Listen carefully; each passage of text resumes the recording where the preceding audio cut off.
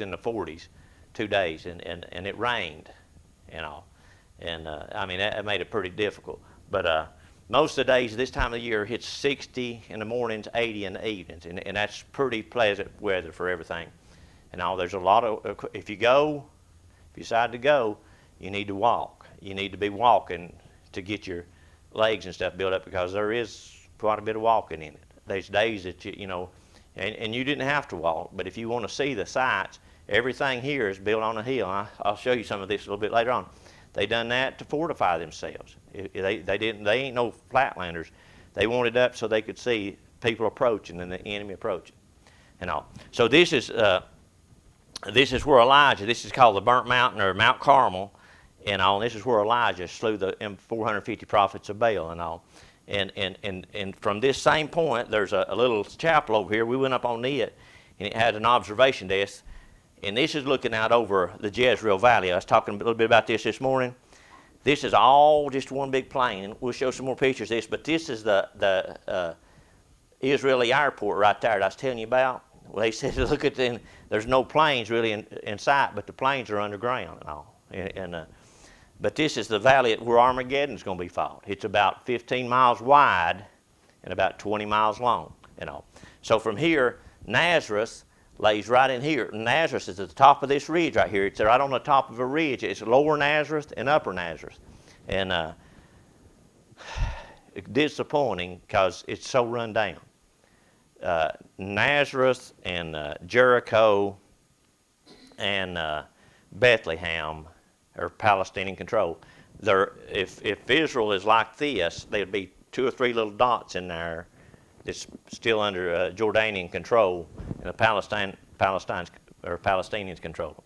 And like I say, the Palestinians don't want you out or traveling, but they want the money from Americans. I mean, that's a big thing about it. So go ahead and start it there, Senior. So we flew in, back up here.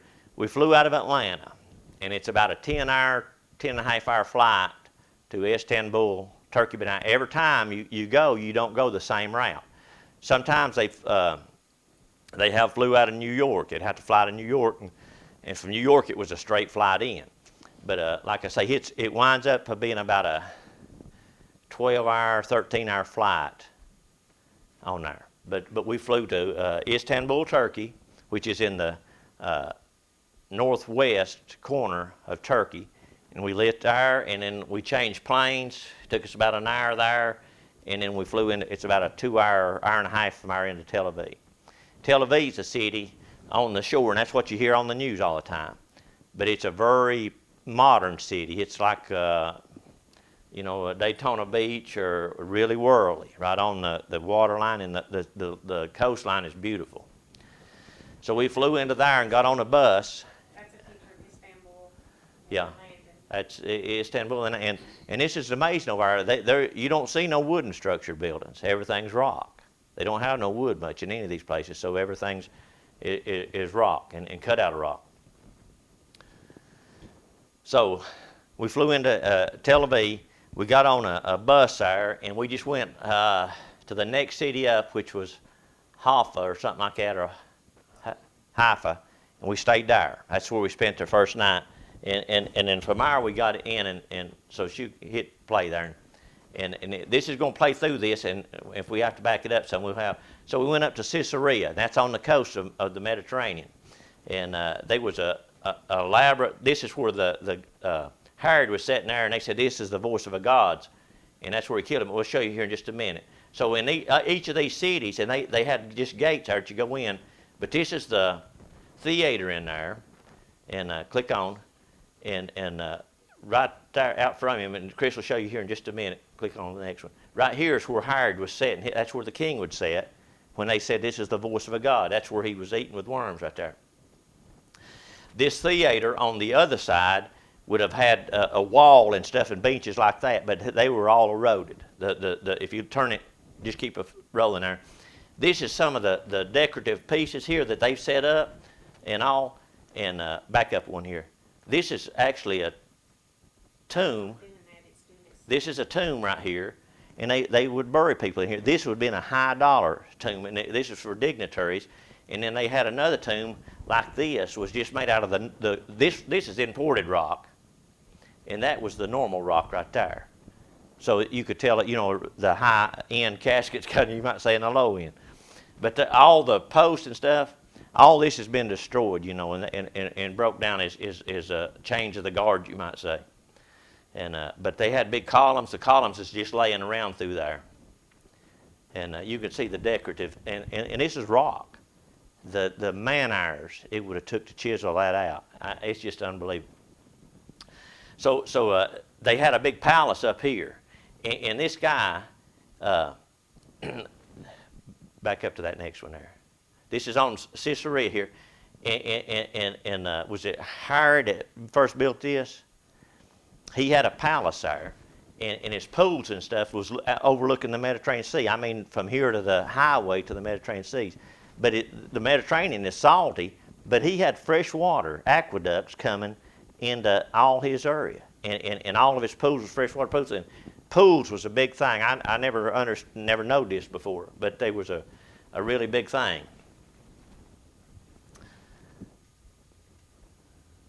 So This is the Mediterranean. this is the Mediterranean and all. And you can see the old columns and stuff here. And we'll show you here in just a second where they held Paul there in one of the prisons and all. And that's where he appealed to Caesar, I think. And this theater here was probably the courtyard where he appealed to Caesar, what we just showed you. Go on here. Right there, back up one. He talks about Pontius Pilate was the Roman who presided over the trial of Jesus of Nazareth. And that happened right in this area here in the 1st century, okay? This was a well. I mean, it looked like it, you know, this was probably 20 foot across or something like that. It was huge and just straight down there. And the water was everything. It didn't matter from the fortified cities. Thomas, I don't know if you can see a lake over there. I couldn't see no way. Well, come over here and look straight on it. It wouldn't be any better. Okay. And go ahead then. So, and you can see still these were some of the pools that he had. They had a luxurious lifestyle. And I mean, evidently, there was a lot of time around the pools and stuff. And these were freshwater pools, but over the time, they've just... His palace was built right here. Right from here back. And his pools was in the front, looking over the Mediterranean. And the prison was right here. Right behind the it. palace. Yeah. It was just right there. And that theater, if you was looking at the Mediterranean right here, that theater was right here. His palace is right here. And then he had a racetrack for the chariot races out here. We'll hit it in just a second. And let me tell you, I mean things you don't understand or don't know, but going down to that chariot thing, there was a little tunnel about from here to the back door, and it had a trough that come down through here. And our guide got up on there and sat, and he was talking to us, and that was where they used the bathroom. It was a communal thing, and that's where a lot of business transactions took place. I didn't know that, but it had a water trough come down through here, and they had slatted rocks. There's a slat in the rock, but you just set up on rocks, and there's a slat right there. And you know, there's 30 of them down there or whatever, and you sit there and done your business and talk business. But here's the racetrack. It went way down through here and circled around, and they would run. And in this corner over here, turn number 1, everybody wanted to get there. Why? They wanted to see the blood. They wanted to see the one turn over and that horse run over him or drag him through there and all. And that's just a common, you know, that's the way it is in racing. Everybody wants to get in the turn where the action's going to be. But that was something amazing. And like I say, and all the way down that sea coast there, this was all part of his empire and stuff, and just big buildings and stuff down through there. But I mean, this was just pretty amazing. And in his time, this side here, you could see the seats and stuff. It was the same on this side, but erosion has taken a lot of that away. It would have been columned up just like a racetrack that we got today. You know, roll on. That's Mount. Where the This is where Elijah, Mount Carmel right here, and this is the building. You can walk up on the top of this and observation deck kind of. So there's Elijah with his foot on the prophets of Baal. this is the observation deck. This is looking out. Here's the airport right here, David something Israeli airport, and you can look down the valley. And this was they said this was the main trade routes of the world right here. And what they wanted to do, if you control this area, because I'm telling you, the other both sides of it was walled. I mean, high rocks, just like the Rocky Mountain. If you control this valley, you controlled all the trades that goes through there. So this city right down here, this is Medigo, and I'm not sure I'm saying that right, but they built that up. They built it down there in the plain, but they carried dirt, and that whole city is 30 or 40 feet higher than the valley around it, so that they'd have an advantage point. But everybody that wanted that, they had control of this, they can control the valley and all. And then they had a fort to come in there. But like I say, here's looking down the valley. Europe was one way. Europe's this way, and Syria was this way, and Russia was just straight ahead, and China was one way there. Everything laid just right around this, and this is where the Valley of Armageddon is going to be. And I mean, that's pretty. It's flat as a board. I mean, and these are big grain fields right here. They grow wheat and what's that? Barley. And dates is a big thing there, and the olives. I mean, there's 7 things that they really grow and produce in mass quantities. Roll on. So hold on here. Let's look at this and see if I can back up one side. I'll show you if I can see Nazareth here.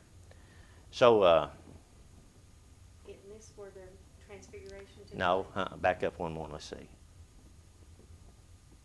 Go back, keep going. This right. So right here would have been the mount where the Mount of Transfiguration is traditionally. That's what they said. And so these cities right here, right on the top of these ridges, that's Nazareth. There was a lower Nazareth and an upper Nazareth.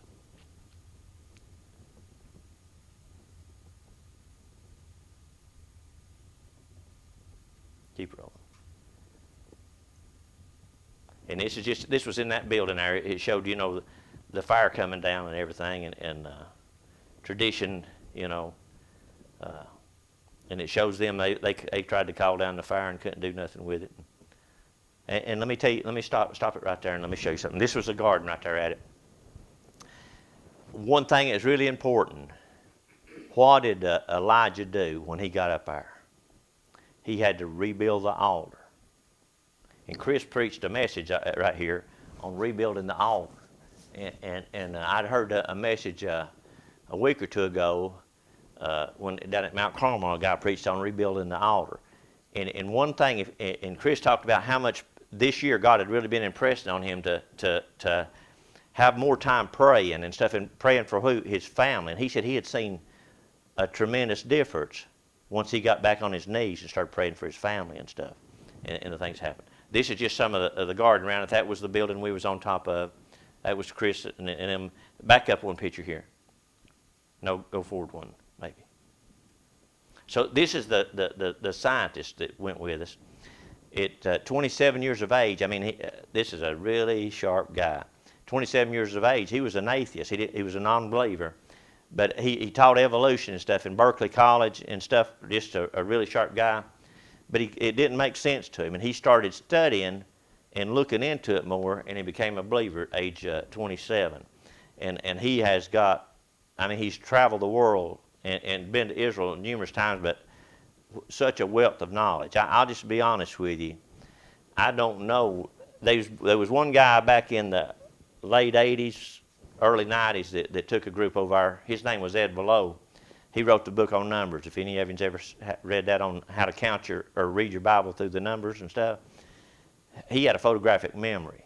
But he'd been there a lot. But this guy here, he could tell us so much about it that the guide's been at this business for many years. But this guy would take, after the guide done his presentation, then he would go in depth. And he's went with Chris for a number of years. They become friends some years ago.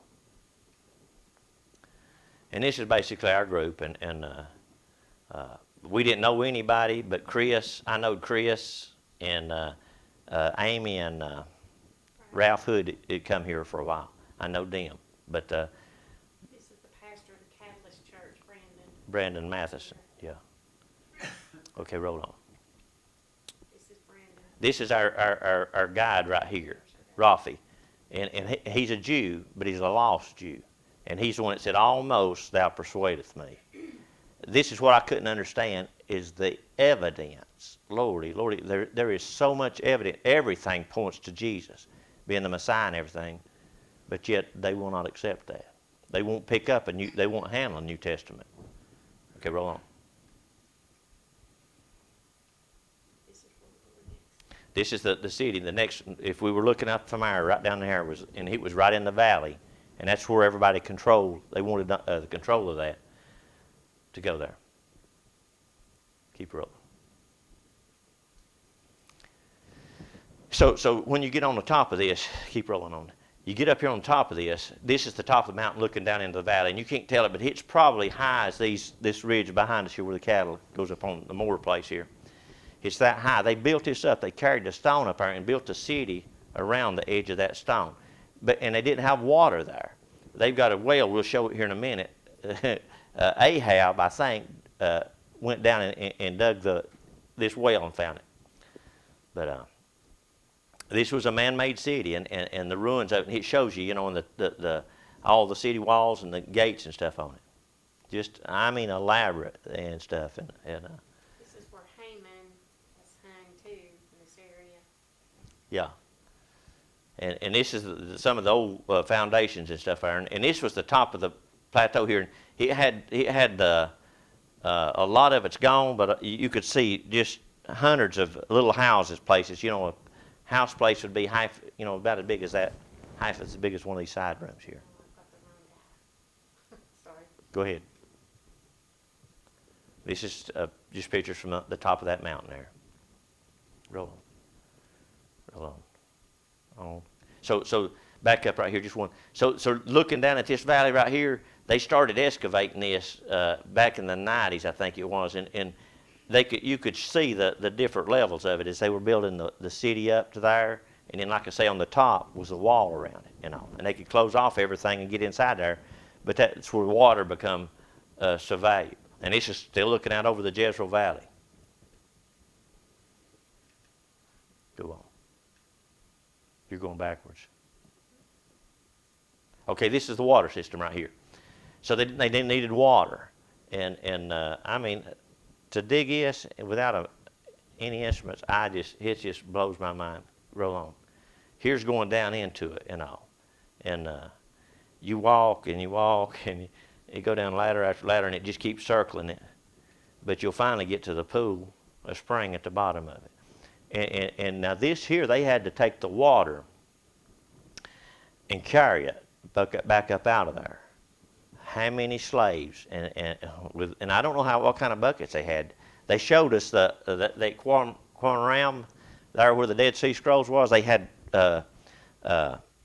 clay tubes, that would seal, that they kept them scrolls in. But like I say, this is just, and they'd built a nice trail down in here or set of stairs, but I don't know how they climb in now. Theirs was made out of rock. This is going into Nazareth here, and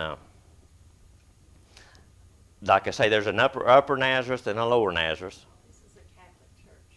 Yeah, and churches everywhere, and synagogues, just absolutely everywhere. Roll on. And we parked down here, and this is going up to there is a little synagogue up here that was built before Jesus' day. So they thought that he had been worshipped in this at one time, and we'll show you that in a minute. This is all the fruit stands and stuff up this street here, and this was a big church, a Catholic church, kind of to the left of it. But you got up here and you go through this market here, and they were killing meat and all different kind of things there, and slaughtering animals and stuff. We get up here. Here's this little synagogue, and here is looking inside of it. and here is the inside of it. And like I say, and the acoustics in these places was tremendous. Everything's rock. It was amazing how and still well preserved. And then we come back out down through there, and like I say, you had street vendors all down through there. The city of Nazareth was dirty, but nothing like Jericho. Lemons, you've seen a lot of lemons on the trees. That was about the only thing that was on the trees. Now,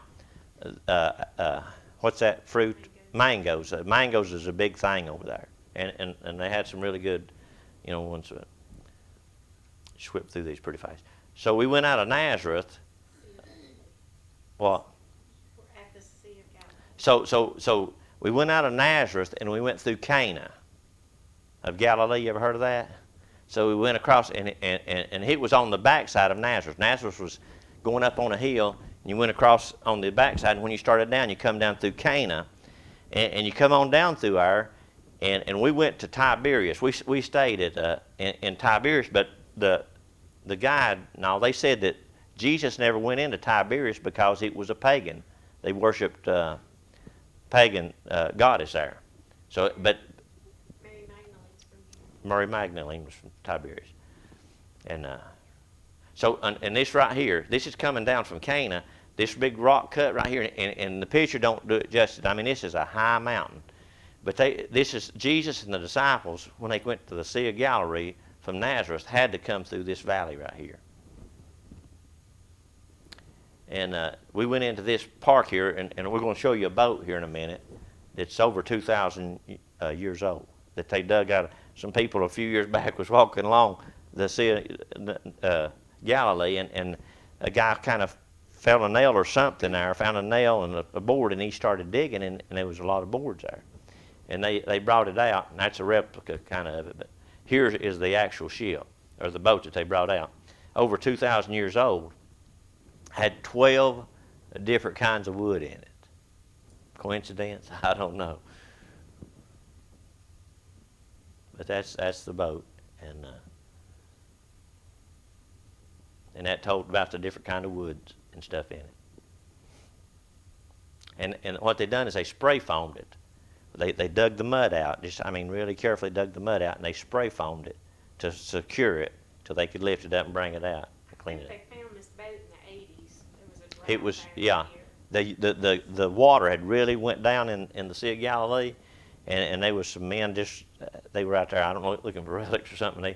He stumbled across this. So they think it was there the time of Jesus was there. Yeah. Could have been a boat he rode on. But here we're going out to get on a boat to go out on the Sea of Galilee, and the fish, it was unbelievable how many fish you could see just along the side of the water out through there. So this is looking over, I guess this is Capernaum probably, straight across here. This is what you had preached about this morning. You come right down to the road, and back up one right there, let me show you something. This is that 80 or 97-year-old woman right here. And what a blessing it was. You think 97 years, all that she's seen in her life, and the changes and all. She said that as we was coming back up to there from the airport in Atlanta, they're coming back home. She said, she said, I just want to say a word, and she says, this is the greatest thing I've ever done in my life. Everywhere we went, Chris brought a message about the area. Could Yeah. be 10 minutes, could be 15, and we also sung here. He brought his guitar and we sung on the Sea of Galilee while we were out on it. That's what the boat looked like. This was our guide here.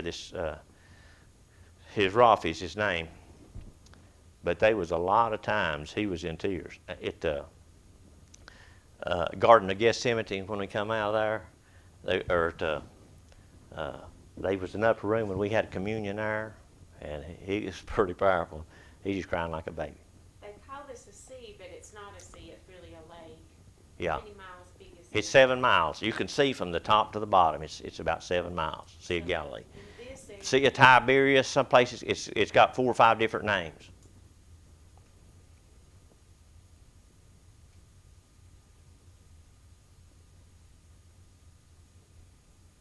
So we come out of there and we start around the top end of the lake, you might have had a picture. This is going up to the Beatitudes there and all, and the acoustics where it bounces off the water, and a fire come there last year. Back up right here.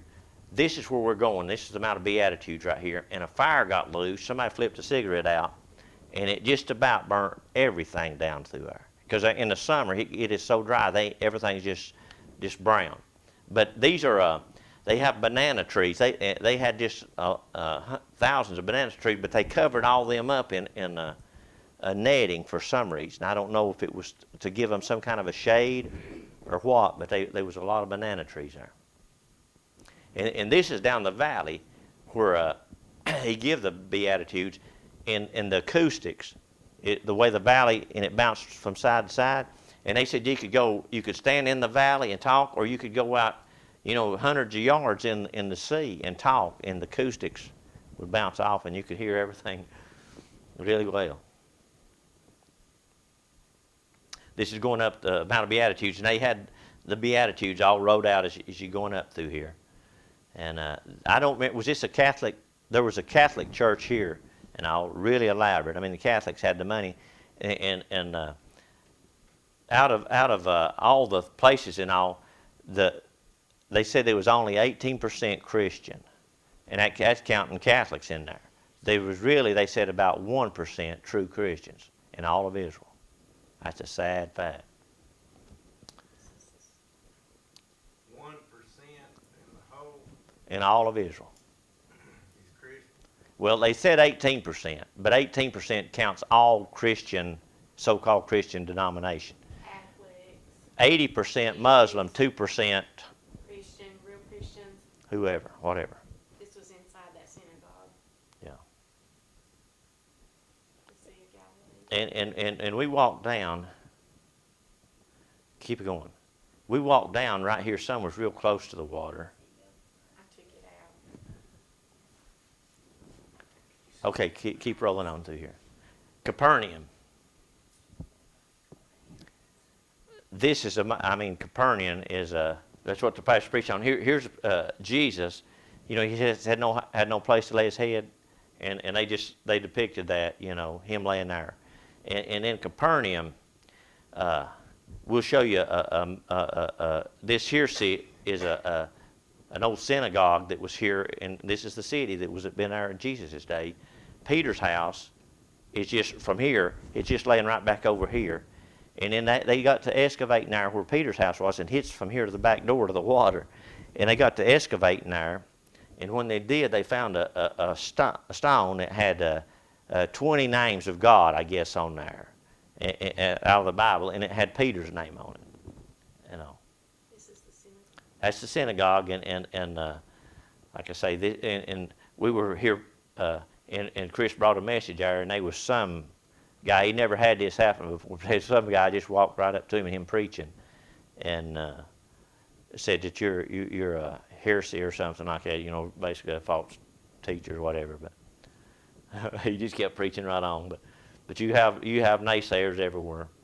But this is now, so this is they built this up over Peter's house. Peter's house is excavated in under here, but you could walk in this building and look down. It had a glass floor in it, and you could look down on Peter's house and everything. So it's pretty amazing. And this is an old synagogue that was there. Here's Peter's house. This is the Peter's house where they found the 12 names. Yeah, it was in under this building. They built that up over there to protect it, kind of. And this is how close it was to the water. It's just from here to the wall, basically, here to the back door. It's that close to the water. And can you imagine how many times he's went right there and fished off the bank or washed his feet or whatever? And this was, we eat lunch here, and that was my lunch right there. That was a tilapia out of the Sea of Galilee, and that's where it came. It's looking at me, but that's what they recommended to eat. It was good. This is Caesarea Philippi. Now, this is an amazing, probably one of the most amazing things I've seen. this is where Peter said, "Thou art the Christ." He asked him, you know. But flip on right here, and you're going to see here where this is the headwaters of the Jordan River. And when it comes out, it ain't a stream that you catch a night crawler and a spring lizard. This was where it originally come out. They call this Hell's Gate, and the water just bubbled up out of there. But there were some earthquakes, in the last 100 years, and it shifted down about 30 feet maybe, and it's coming out down here. But when it comes out of the ground, it's as big as Hiawassee River. I mean, there's some water coming out of it. They had a worshiping area right here that this water flowed through, right through the middle of their Yeah. So all these pagan worship area. Pan. I don't know if you've ever heard of a Pan, but it was a goat man or a sheep man? But Panism. But these were they'd hewed out in the rocks, and this is their synagogue would have come out, been built out from here, and all. And there was. This is what it looked like when it was. Yeah. See, this is Hell's Gate. Back up there, right there. So this was Hell's Gate right here, and these are the different goddesses, and they had just all kind of lewd stuff going on, and they said Jesus probably was standing over here when he said the gates of hell will not prevail against the Word of God, and he was, and I never had looked at it like that, never known it, but he's denouncing these pagan worshipers and stuff. And this is a kind of a side view, but you can see all the platforms of where these different religions had their thing there. But like I say, here's the Jordan River. It did come out of that rock, hole in the rock, but now it just bubbles up. I never seen anything like that much water. And it ain't just spewing out, it just comes out, and it just running it's a river when it comes out. So if you're looking from here, back up, it comes from that Mount Huron or something over there. It's a snow-capped mountain, and the snowfall and stuff comes down another valley, but it cuts through that mountain, and a big spine on that mountain, and come out right there. Why don't you stop and see if anybody's got any questions? Anybody got any questions up to now? So that was pretty much a day, that was pretty much 2 days right there. First day we went to Caesarea on the Mediterranean and Mount Carmel, and we made our way through Nazareth and Canaan and come to Tiberias. And then the second morning we got up and we went around on the sea there, and we went all the way up to Caesarea Philippi. and these are all named after kings. I mean, they had been a king or an emperor there, Caesar, and Philip put the name together to come on that. Then we left out of Tiberias and we headed down the Jordan River. So 5 miles below the bottom end of the Jordan River, or the Sea of Galilee, is this baptismal site. And we went in there, and if you want to be baptized, you can be baptized in the Jordan River. And so there's, and I was reading on this, and the water level has receded tremendously over the last few years because they're watering all that, everything around there. They're pulling water out of the Jordan River to water the crops, but the place is flourishing. I mean, it's become the breadbasket in that area over there. So this is baptizing, and they was probably, I guess, 25 of us. Some of them had been baptized there and had been before, but there's probably 25 or 30 of us that got baptized there in the Jordan. And Beth Sheehan National Park, you just have to roll on so we can pick up where I'm just telling you. That's that Roman city that was so elaborate. It'll boggle your mind. They told us when we went, they said, be careful, I'm just taking so many pictures, because when you get back, you won't know what it is. We tried to take pictures and notes, and we hadn't had time to correlate everything. We got our pictures back today, but we're going to go through and try to write this down. Now, this is probably as elaborate as I've ever seen. This is on the way down to Jericho. This city here, and we'll see they had an amphitheater and everything. It had columns. They were columns that big around, went a mile in every direction. As you come into that city, they had a roofed area that you drove it into, the chariots and stuff, and the bathhouses and stuff. And We walked up these steps we went up here on the top of this, and looked back down over it. and this was another city up here. They built this one up on the hill and put a wall around it, fortifying. But you could see the Jericho, looking out over the Jordan River Valley down there. And this is how, see them columns are? The columns, they went out this way, they went this way, they went in all directions and all. But the people that come in there and destroyed it, this was the theater there. When they destroyed it, they tried to tear it down, and earthquakes come in there and tore a lot of it down. But a lot of the places, the pavement was still the tile, inch squares, and they put all kind of elaborate designs in it. This was bathhouses and stuff. They had spas. And heated. I mean, heated. They had a, I don't know if we had saved that picture, but there's a picture now that they had a furnace room on one end of it, and they had the floor set up on columns, and the water was heated and everything. I mean, for thousands of years ago, I'm just telling you, these columns, they imported them. How they brought them in there, and there was, like I say, they said they went a mile in every direction going out of there. I'm just telling you, here's the floor. Look at that. Those were inch squares. This is. I mean, looking right down at it. But they had these unique designs in there. The manpower that it would have took to do this. In those columns, I don't know where they come from. I mean, most of them was out of. How big they were. Yeah. It's on top. And they had these decorative. I mean, to chip that out of a solid rock. I don't know.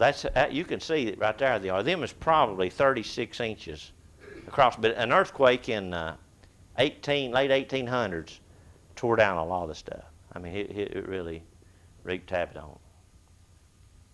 And one of the emperors, up on the top of this hill here, this is up our, and you might have saved that. Did you save that?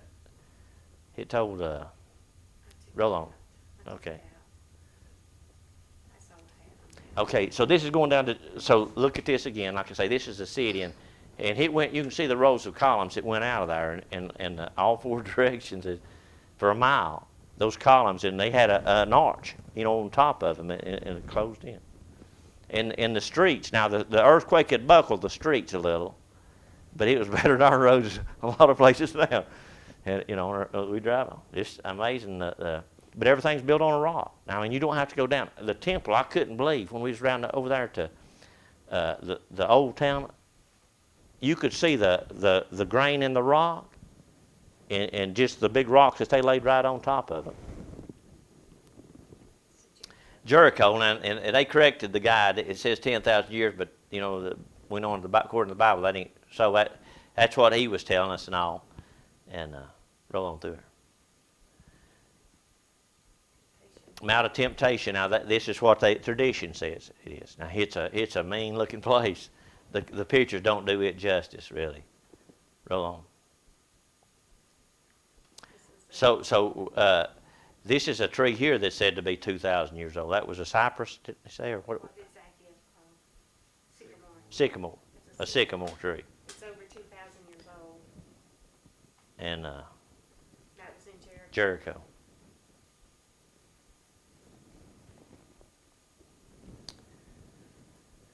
So this is going into the shepherd's fields here, We're and back in Jerusalem yeah. now. and this young guy here was everybody's wanting money, but you could pet his little lamb here for if you wanted to pay him or take his picture with it, and but this is going in and we went out here and caves everywhere, just unbelievable amount of caves and stuff. Roll on. This is the shepherd's fields in Jerusalem. I just said that, yeah. Okay.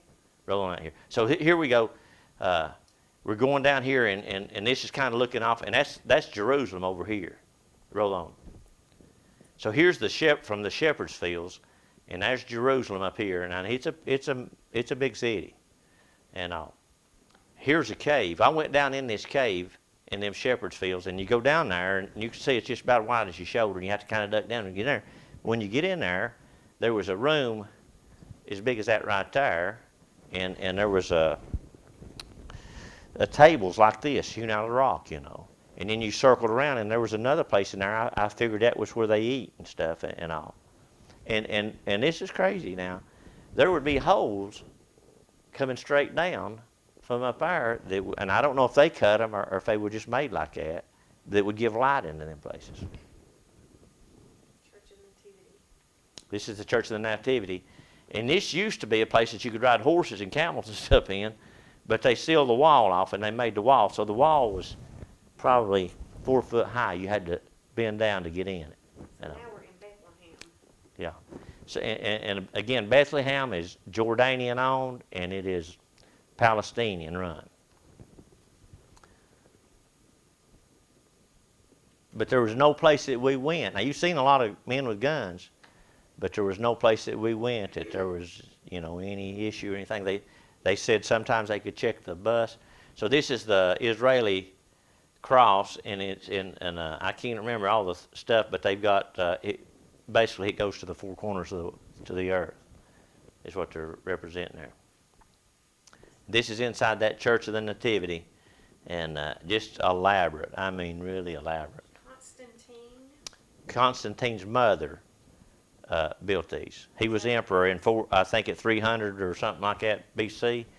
And his mother, I don't know where they got their money, but they had it. And well, This is old lamps hanging down with Christmas balls on them. so you go in here, and so this is all tradition. Now I don't know, you know, to say if that's where he's born for sure, but where the spot that supposedly Christ was born in the manger and stuff, she come and built this elaborate church on it. And then you go down into a bottom here. So they stopped us, and he was changing the oil. Once a day, he'll come in there and add oil to these lamps and all, and relight the lamps. And they drop down from the ceiling. This was the actual place where they marked where Jesus was born. And this is a cave under that church. Under that church. And like I say, she built on this, and this is the actual manger supposedly, and it wasn't a wooden manger as we depict, because everything there is rock. It was out of rock. The next day. Yeah. So while we were there, didn't we go to the upper room and David's tomb and all that? I think that's what's next. Okay. I just took a picture of his son. His son says the Mount of Olives in the western wall. Even though we're right there, that's not what's coming up next. And Jerusalem is probably, the old city is probably about a mile square. I mean, an area is what it covers. But the rock and stuff, like I say, This wall surrounded the old city, and there was all these gates you had to go through. They called them gates, the Damascus Gate, the Dome Gate. There was so many gates, I couldn't keep up with them all. But that's how you entered into the city, the Yeah. old city. and hopefully we've got some of the eastern gate. I don't know if we might have, This was on our way up to the upper room. yeah, just This elaborate. is Mount Zion.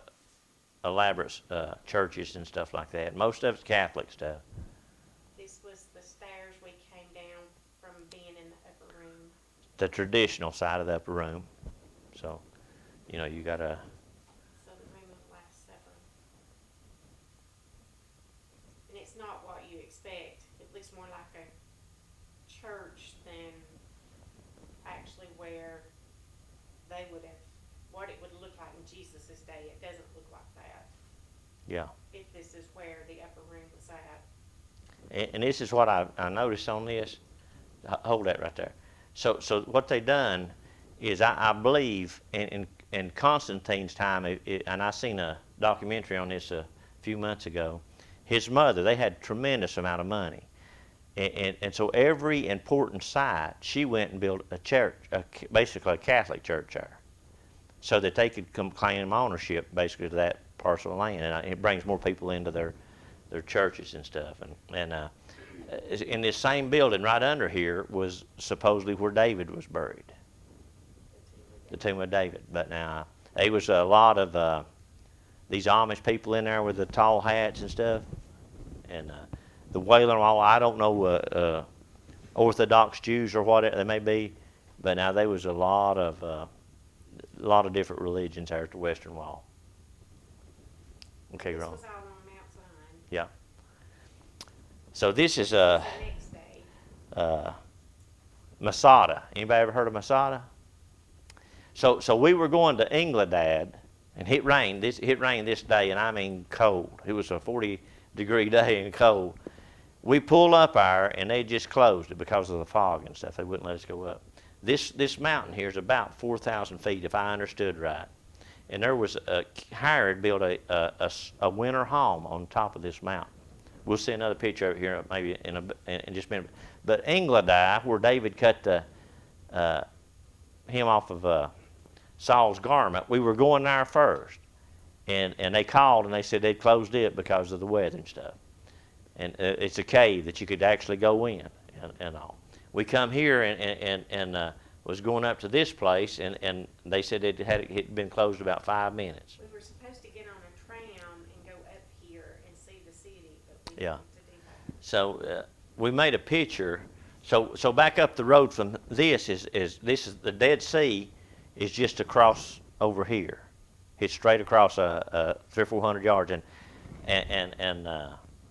the Dead Sea is really receding. I mean, it's going out of business in another few hundred years. There won't be no sea there. I mean, the water evaporates, and they're using it for all the croplands above it. Well, if it seems like we're jumping around, we went to Jerusalem and done Bethlehem, the Shepherd's Field, and Mount Zion one day.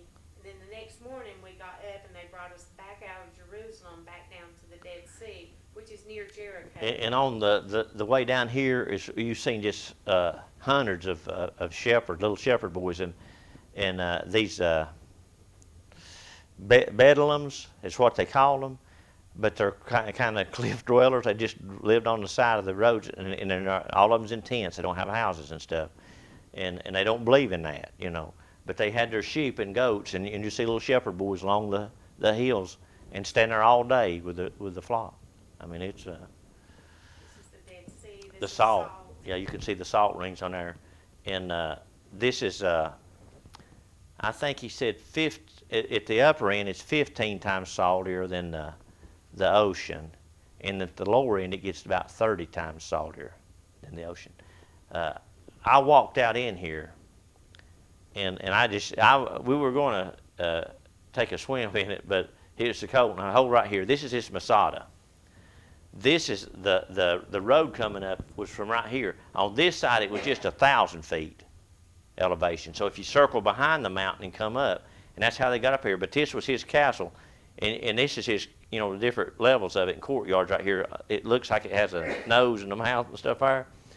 But this was the top of that mountain, and he had a fortress there. Hired one of the, I don't know which Hired it was, but Great. Hired the Great. They built these fortresses, and they'd spend 2 or 3 months a year in them. And this was a winter fortress that he come to, and like I say, he know there's no way to be attacked there. This side here, we parked over here, and there was a goat trail, you know, come up this side, and you wouldn't stand a chance. I mean, it was just about like climbing straight up, and they could rock you. They could take pebbles and rock you to death on that. But and here's at Qumran. These are these jugs, replicas of the jugs that they found the Dead Sea Scrolls in. There was a shepherd boy there in, it seemed like the 40s, maybe the late 40s. He found one of them. He didn't know what he had. And he kept it for a long time. And finally he showed it to somebody. And I think they said they'd got out 900 of them. And she'll show you a picture here in a minute. But this is the crazy thing. These were 1,000 or maybe 2,000 years older than any copy that we'd ever had, and they match. They match. The only book that they didn't find is the book of Esther. That's what it says about a dozen scrolls as well as the Madrid fragments of scrolls of all the books of the Bible except the book of Esther. Yeah. And it'll show you a picture here. Now, that's what they look like. Now in Hebrew, you read from over here, you read from the right hand to the left. And all. There is where the scroll was at. In that hole right there. And there's caves. I don't know if we made any more pictures of these, but there's caves all over this mountain. See, there was the cave, and up through here higher, you could see different levels of caves. Okay, and my memory ain't much, but This is looking back. that's looking towards the Dead Sea. That's the Dead Sea right there. This Masada is down here, and that Englanded is a little bit farther on down. But there was a group of people that, you remember what them scribes was called? But that's what they done. They were nomad kind of like people. They come here, and that's what they done. They said they built up on these cliffs, and then they transcribed the copies of the Bible. And I think, if I wasn't wrong, that they found 900 seem like in these things. But I mean, you look at a scroll is a hide of an animal. And that's what they had to write on. If you take the Bible, 900 is probably not a bad number if you get a lot of the books of it. They're in an Israeli museum Yeah. in Jerusalem right now. That's where they stay, the Yeah. Dead Sea Scrolls.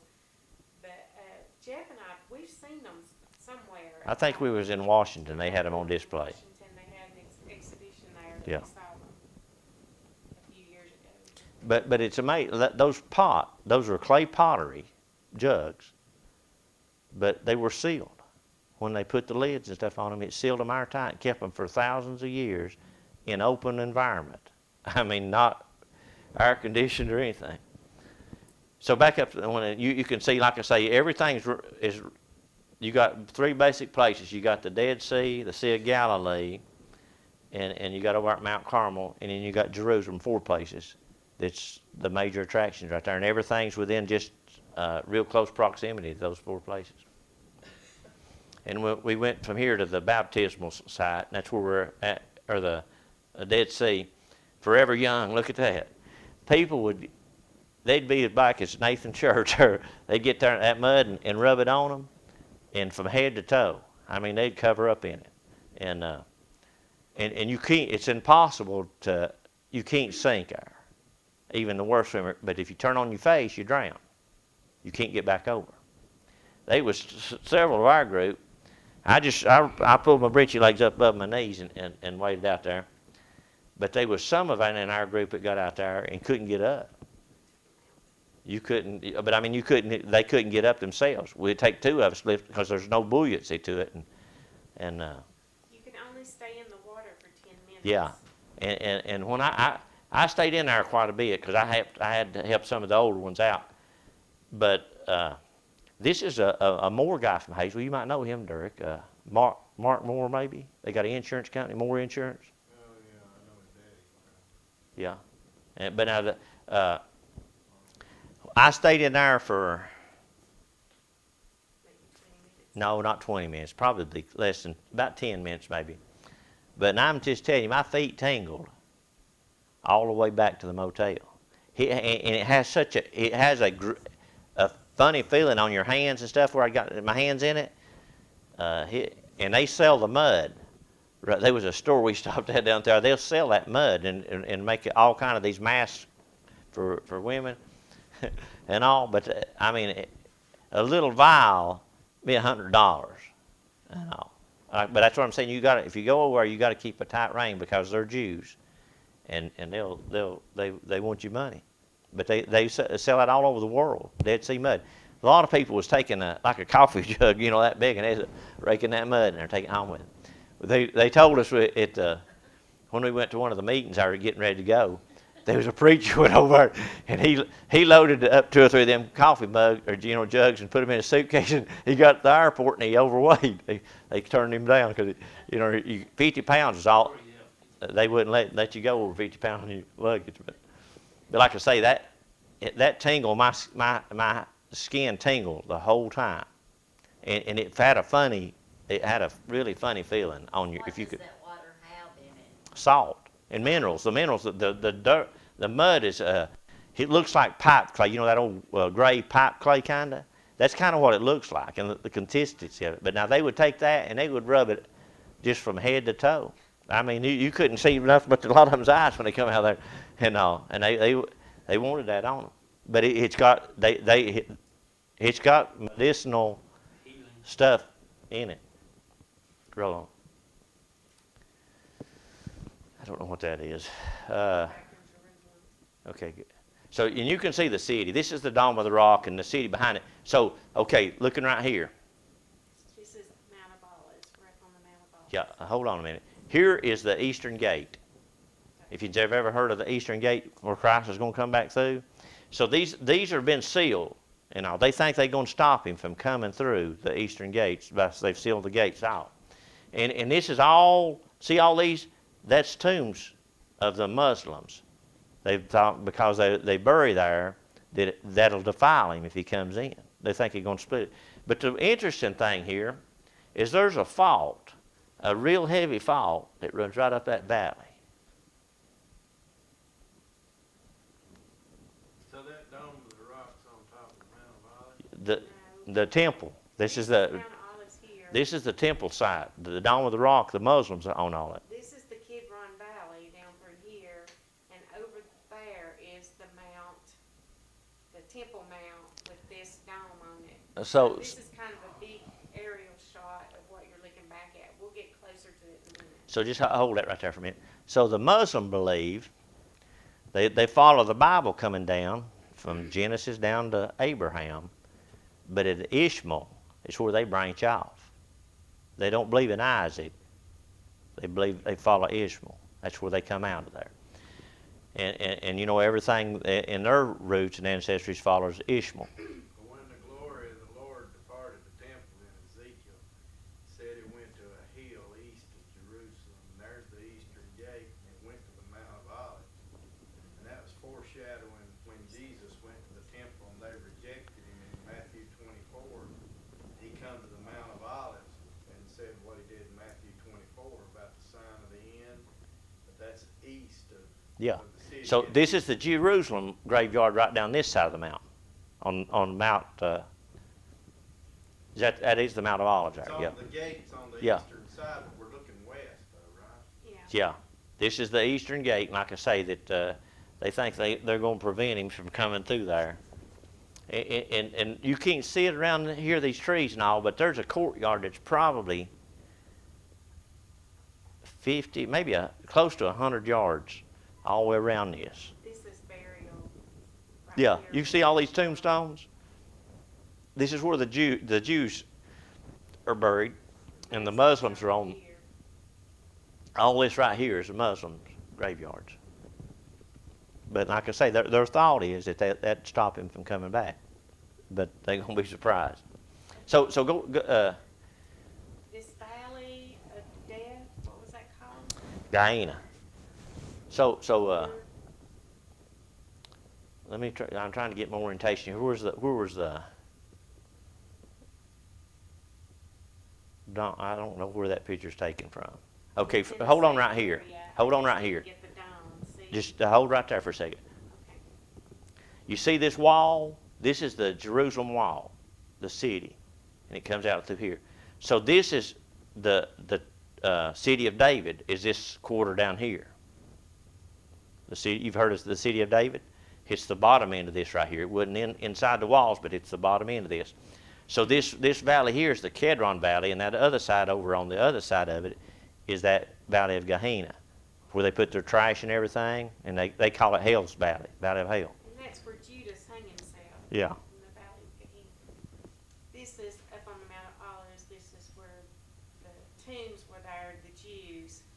I'm just So, kinda looking yeah. down on it. So there's still a lot of vacant areas right here, but these are high dollar burial plots, you know. Is that picture took from the top of the Mount of Olives? Yeah. So we parked here in a bus, and we walked out right here and went down. There's a road going right down through here, And there's a church down here at the bottom that we're going to, and that's where the oldest olive tree is. So the Mount of Olives is up here, and we walk down through there. We're headed to Gethsemane, is where this goes.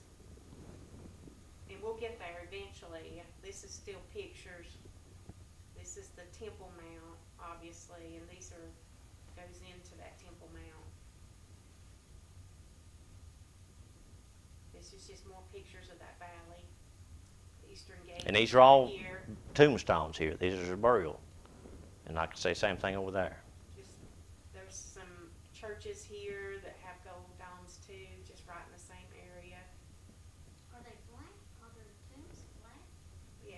Yeah. They're like a marble box. So this is an ancient tradition there, but they'll put that tomb there, that box, and whenever the bones, the meat rots off of it in about a year, and it's just bones. They'll gather them bones up and put them in a different place.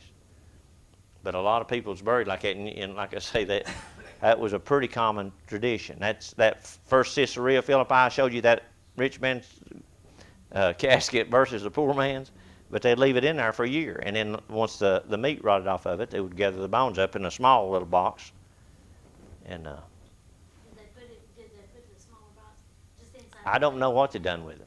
And then have the family, are they tombs? I'm assuming them's family tombstones are probably.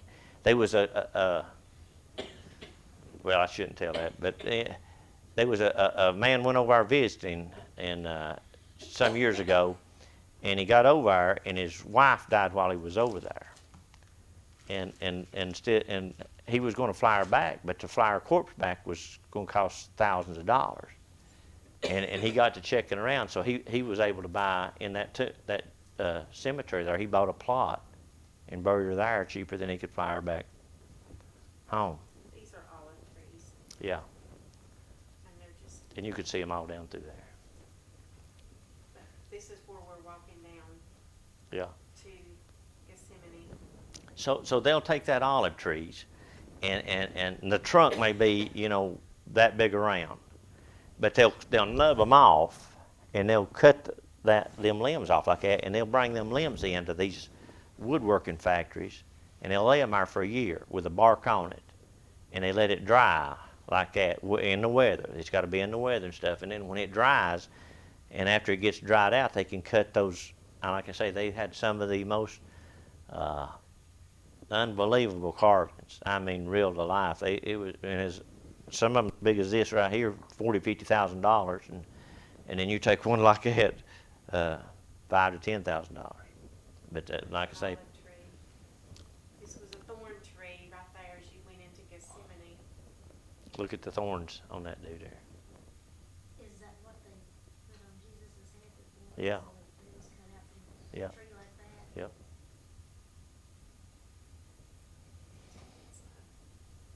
So this is right down next. These are some really old olive trees here. This is where Jesus prayed. Garden of Gethsemane. This is the Garden of Gethsemane. And This that is one, the oldest one there. they say this tree here is over 2,000 years old. But like I say, they nub him. See how he's big, and then come up here and they'll nub him, and they use that olive wood to make all kind of decors. That's the Eastern Gates. However, they called them the Golden Gates. And like I say, you can see all the tombstones and stuff in front of it. And I don't really know how that wall is. I'm a guessing that wall is 30 to 50 foot high in most places. In some places, it's way higher than that, depending on where it's sitting on the hill. I keep thinking about that song, I will meet you in the morning just inside the eastern gates.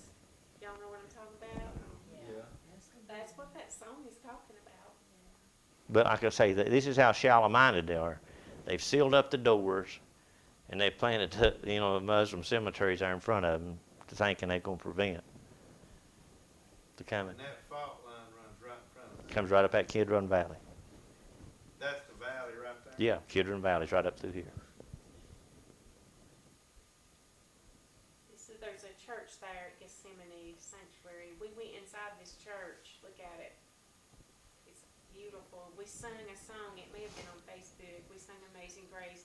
You couldn't talk in there, but any group could come in there and sing. They give you a 5-minute wind or something to sing. The group in front of us sung How Great Thou Art. I don't know if it was in Italian. It was in a different language, but you know what they're singing. It was beautiful. I mean, there's people getting revved up.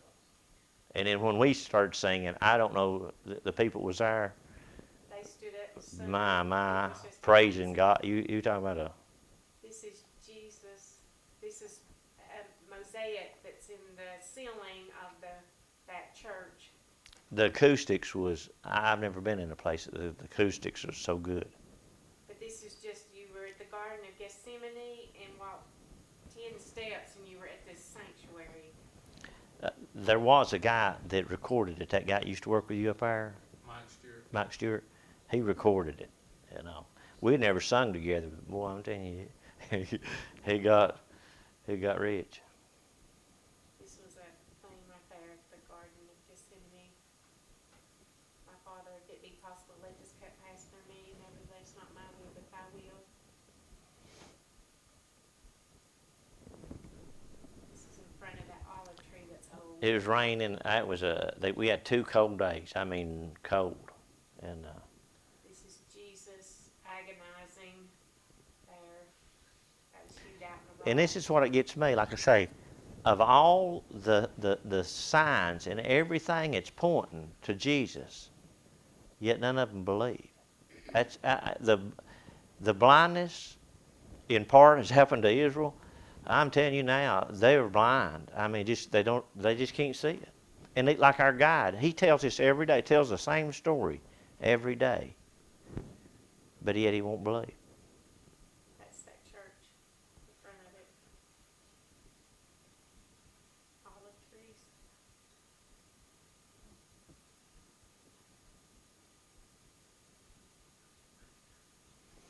And this looks like down at that City of David, wouldn't it? Yeah, we were on our way there. So down below the Garden of Gethsemane, just keep on going down the mountain, you come to the City of David. So we went to the City of David, and there's baths. I mean, the water and how they channeled all that, it's just tremendous. And this is right at the western wall too. All of Yeah. this is just right there. We're going down to the western wall is where we're headed. Oh, this is the way of the cross. I don't know how I got them out of order. Via Rusa. Via Dolorosa, have you heard of that? That's the so we went through the first. There's like 11 or 12 stations of that, but we went through the first 5 stations going in through the old city, and there's a lot of interesting stuff. I scroll on through here, and I don't have a lot of pictures of that, but this is one at the gate. this is one of the arches there that's original from the original city and stuff. This would be the path that Jesus went through when they arrested him and brought him all through here, from station to station where he was tried, and I don't know. I have to look back at my notes, but It's amazing that inside here, you've got all these little streets and corridors, and I mean, you'd get lost. I mean, if you didn't have a guide, you wouldn't stand a chance because you don't know. But the older guy that went with us there, he'd tell you what road we need to be on and just take you right to it. And he'd come to a crossing and he said, this is this and this is this. this was down under the city. We went down to where, when they arrested Jesus, this was one of the stations where they arrested Jesus and they beat him, and all the Roman soldiers just did all this stuff to him, This is where they were playing the game of kings. I don't know if I'd never heard of this, but they had a game of kings and where they basically are just kind of like rolling the dice and seeing what does next. Well, they would slap him, had him blindfolded, and they'd slap him and say, who slapped you? And if he didn't identify, and he didn't say nothing, then they would get, winning something off of it. They know this is the place because in the stonework, this is pictures of the stones in the floor where this took place. That right there room, right there is the actual stone, and there's a scorpion in there, but all this has significance, and it's wrote out in, There's so much. and in that same area was part of the streets, and because they done a lot of the stuff in marble, and it's slick. I mean, it gets really slick, but they graded and styrated that marble so that the horse's feet wouldn't slip on it. And it's So this was kind of the game board. This was a drawing of it, and it says games. Was it word, Jim? incised into the pavement. They remind us of Christ's suffering at At the the- hands of the soldiers, which is from Matthew. And it says Jesus's, that's in Hebrew. Isn't it? Yeah. But And that's the rock. If you had the right, and he said that this guy come in 1990. He said it was in 1990. He's got pictures and stuff of it where, I mean, it was really, but they were letting people walk on it and stuff. Now they've got it kind of graded off, where you can see things a little better. It was wearing it down. It's wearing it down, yeah. This is where I was telling you they cut the grates. I mean, you take miles and miles of road like that and having to, I don't know how they cut them notches in there, but They did this so the horses could walk. wouldn't slip. So right here was a doorway that went to the Damascus gate. I've got a picture of the old gate where actually Jesus would have gone through. But they rode their horses in here. The soldiers did. This is where they. This is did still, their this is games. part of the Still old, the same area. the old pavement that was there. Jesus, at some time, had walked, and the disciples had walked on this right here. Just really humbling. This was where they come in through. We're still in the same place that we were Yeah. talking about. This was a Mural. mosaic there in that place.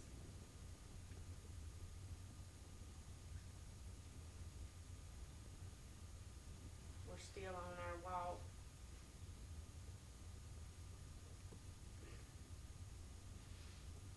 We're still walking where he walked.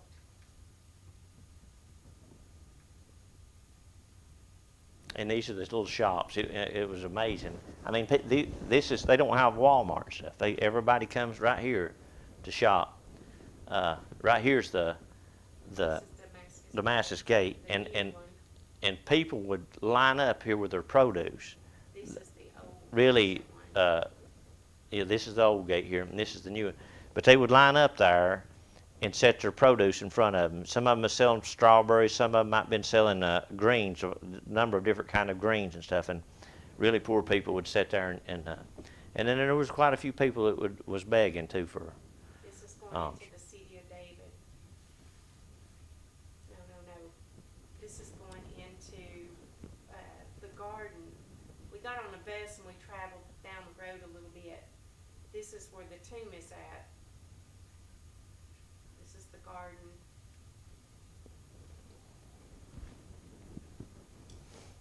So this is Golgotha, and I think I got a better picture. right here, you see this? This is in I think a 1990 picture they were showing. See the two eyes and the nose? Now the nose is pretty much fell off of it, and that's what the place of the skull. It looked like a skull. So right here, in the tomb is actually just a few hundred yards right over here. This is the traditional, whether that's exactly it or not. That's Golgotha. We're sitting right at it, but he's showing us pictures of it. Yeah. This was a diagram of it. This is it. This is where we were sitting. This is Golgotha right here. This is no. This is it over here. This is the eyes and the nose. See the nose. Oh, yeah. The Sorry, nose it's is just right here.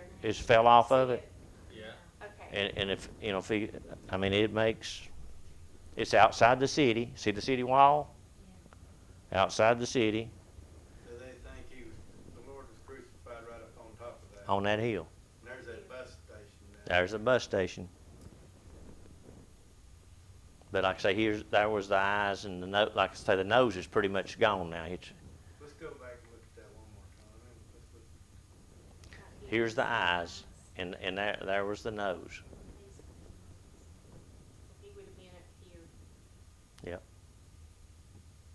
And the city walls is set pretty far, it's farther back than what it looks like there. So, And like I say, the tomb is actually around on this side.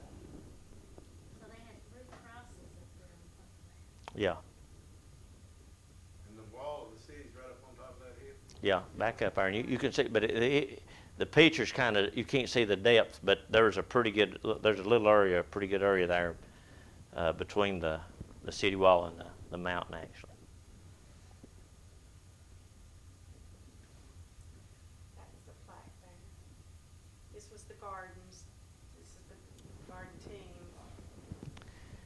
And this was an aqueduct or something. I'm not sure exactly. That is pointed out a number of times, and we got to go back and look and see what that actually is. This is the tomb, he's showing us pictures and then we go look at it. Yeah.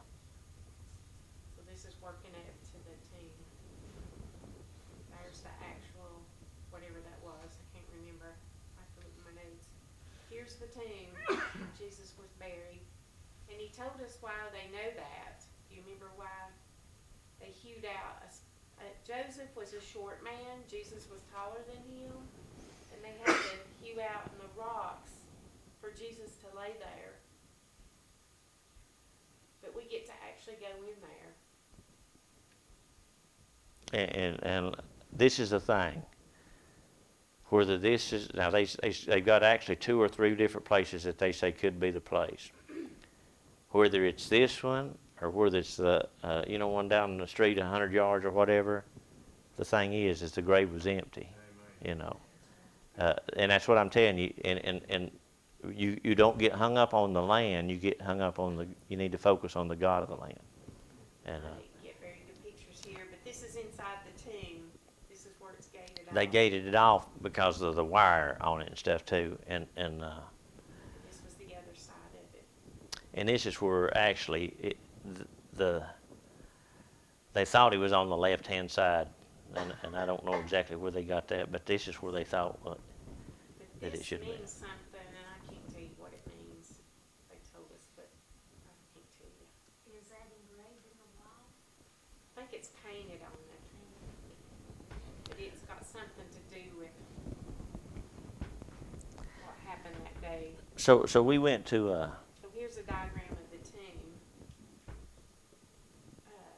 Here's where you enter. Number 2 is the low threshold. Where's number 2, Jeff? right here. You go in. I don't know exactly what he's talking about here. Anyway, that's just a diagram of what the tomb looked like. And this was laying over, but now, like I say, now you go back and you tell me if this look at the hole here. Whoa, right there. It's a square hole, but you can see where they've reworked some of it there. But whether this is the tomb and I know that ain't the rock probably, but like I say, things don't exactly line up the way I would picture. But whether it was there or 200 yards in there, I couldn't tell you. But anyways, this could have been it up here. I mean, I don't know. Time, you'd be surprised how time can erase things. And like I say, every generation, everybody that's come in there and ruled these cities in 70 AD and the things that happened there, they've tried to destroy. It's kind of like the Holocaust now. Everybody's wanting to. They say that's not really happening. We want to take it out of the textbooks and all that. This is our guide here, and he goes through and explains the bread and about the unleavened bread and stuff. And So we left the tomb and we just walked a few paces to this room yeah. that they had reserved for us, and we had worship service there and communion.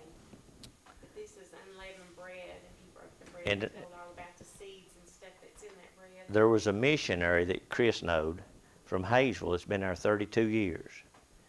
And he come and he done a he sung, this is him right here. He sung, and he's a missionary there. And like I say, it was amazing that what, you know. So we had communion there. This is Brandon, the pastor at Catalyst Church in Maysville.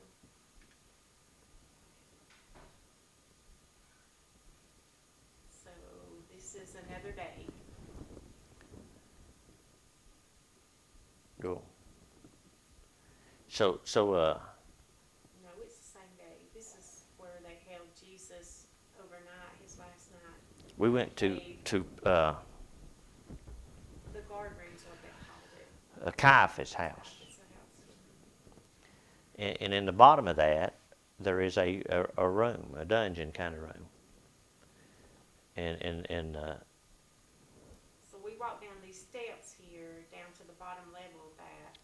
And this, I don't know the significance of that, but it's a hole that you could look all the way down to the bottom where the prisoners was held.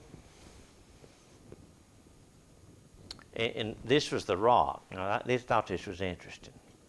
This is kind of a real light-colored rock, but it looks like it's actually bleeding. See the red in it? And it honestly looked like it was bleeding out of the rock. I mean, it's pretty wild. But that was Caiaphas' house. That would have been where they first took him. This is just another picture of the city. That's how they live. And I don't know, if we took any. Now this is the Jewish, but the Muslim side. This is the Muslim quarter. This is where we walked Yeah. to the. You can't see, but they just throw their trash. It's trashy. It's That is the nastiest. I mean, this really. This was a picture coming out of that. This was Jesus, Mary, a soldier, and a Roman soldier where they had him. Is this in the city of David? You remember? I think it's right as you went into that. Okay.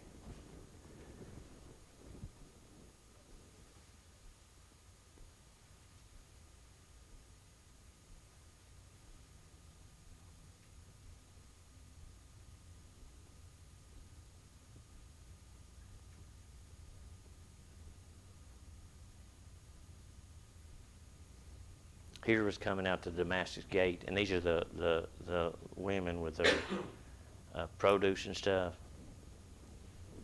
And this is going down through there. I mean, their goods was just. I mean, the street was as wide as that right there, and they'd have the aisle with their nuts and spices and meats and everything was just right there. I mean, sanitation, wasn't an issue. The rolls and stuff, they would be carrying them on carts and trays, and it just pouring rain and just lay them out like that. And you're walking, you know, right. You can see that elbow right there, that close to it, and they just they live. got just highways that runs around it, and that part's not open to vehicles right there. Well, This is inside the old city. they do. They have these little tracks or three-wheeled carts. That's the street's about that wide right there. This is how they get their stuff in there. These little things like this, Yes. and I mean This they is where they we coming. walk. This is the You street. get out of their way. They'll run right over your feet or whatever. And little motorcycles. They had motorcycles all over it. But the bread, they had all kinds of bread and stuff just laid out like that, and all kind of produce, nuts and grains and stuff like that, and beans. I had some green beans, big old green beans, and like I say, because the valley's so rich, everything is enlarged. Had the prettiest strawberries. I'm just telling you. Guitars, anything you name, clothes, shoe stores, just like you went to Rack Room Shoes. Just walking down that little Jerusalem thing and a building That's a painting, the Western. half as big as that, you know, would just be packed with shoes, you know, and people were shopping and underwire bras and just whatever they wanted. They were going right down through there getting it. So all that market area was the Muslim side. And we just stepped into To the Jewish. So you got a Jewish quarter, a Muslim quarter, and a Christian quarter. And this is much cleaner. Yeah. The merchandise was much higher quality. much higher priced. You can tell it's a lot nicer.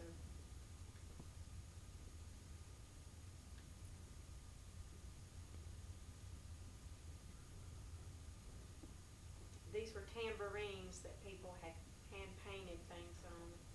The handcraft is amazing there. I mean, they do everything is just amazing. They had pictures of this lion and the lamb,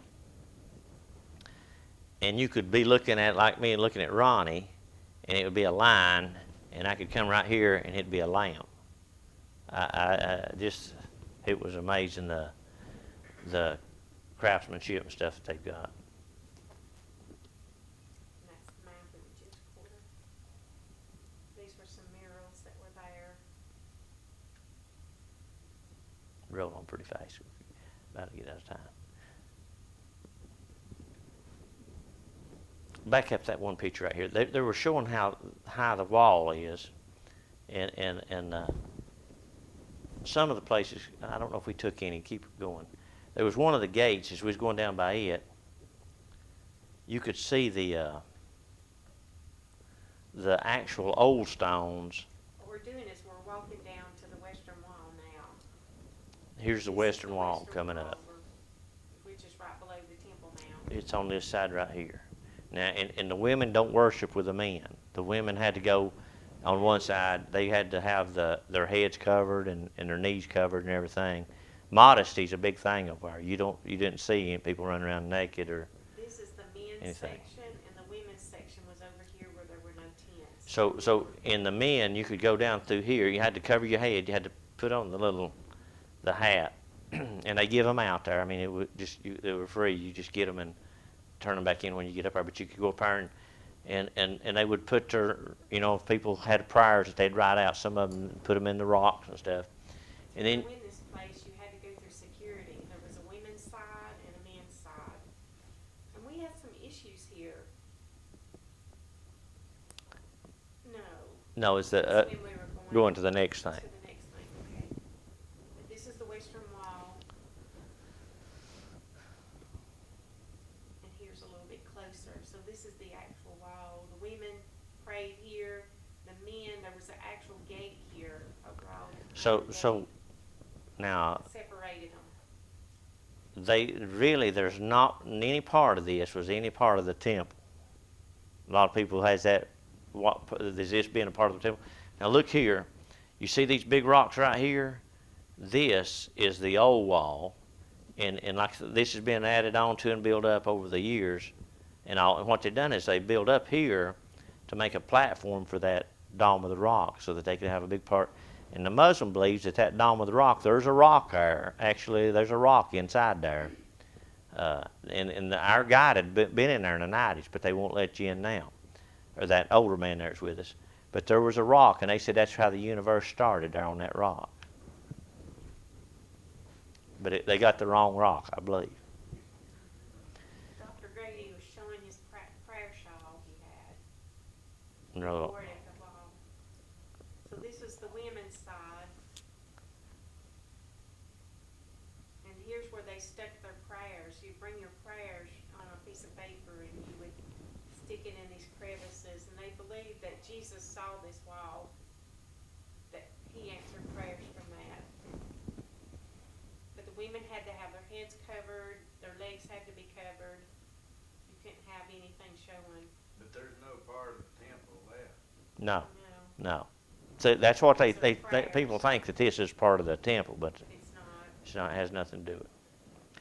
So roll on through pretty quickly then.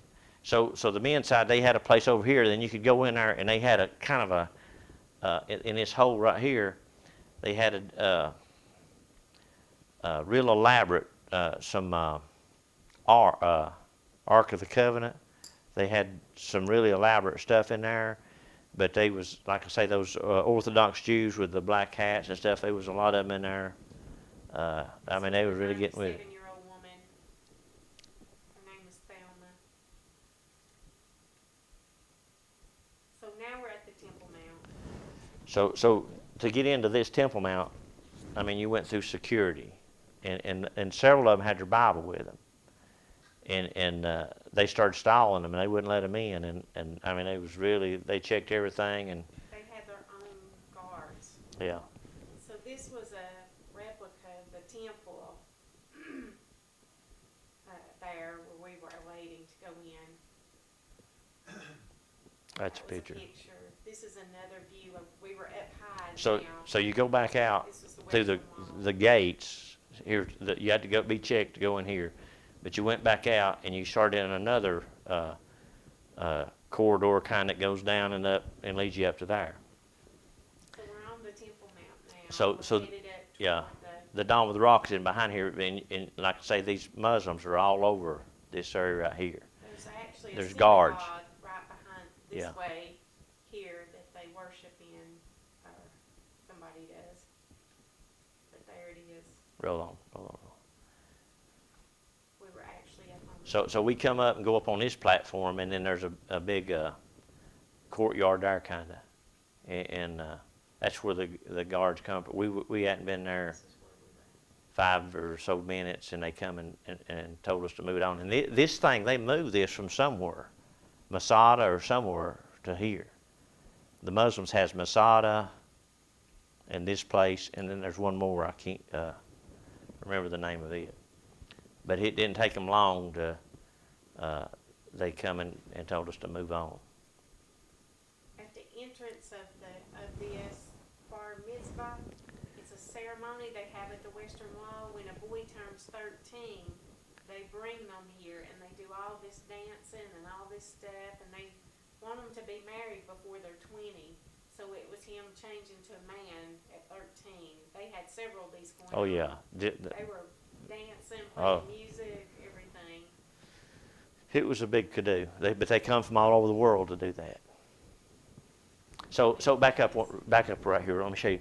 So see these here is your old original rocks, and when Herod cut them, or the first kings that cut them, he put a notch on them, and like it actually looked like a brick and mortar. So it went in just a little bit and had about a 6-inch notch there. Huge rocks, but 15 or 20 foot long and for I guess 10 foot wide, 10 foot high. But how they lifted them up and got them up there, And this is don't know. all right there in one spot. Yeah. I know y'all are getting tired, so we probably. Roll just through need them to move it quickly. on. This Roll is them. right below the western wall.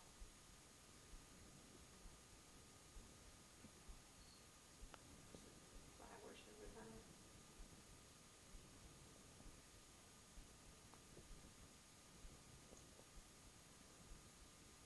This was the city of David that was inside that museum. It was made out of bronze or something. This is the ruins that's left of it. The Yeah. Royal Acropolis. So if in the city of David down in under there was Hezekiah's tunnel, and that spring that comes out the pool of Siloam and all that. Back This up is there one time. Muslim Yeah, back up there one time. housing. So this is David's temple would have been in here, and these are the buildings, the outbuildings and stuff along down here. But he would have had his temple or his main city right here, and just off down here where she showed you them Muslim houses. That's where they figure Bathsheba was. Really.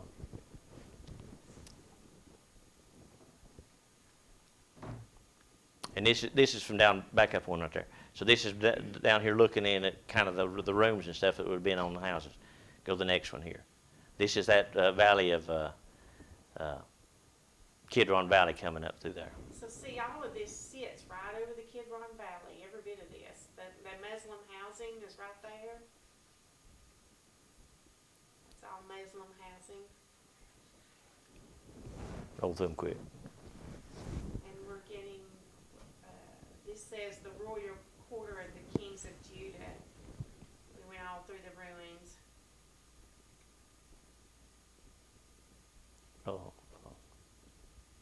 This is just an up close of how the this is trash, just trash. That right was, in the Kidron Valley. Here's the Hezekiah's tunnel. Warren Chapel. This is the last thing we did. roll through them quick. So we're going down in here, and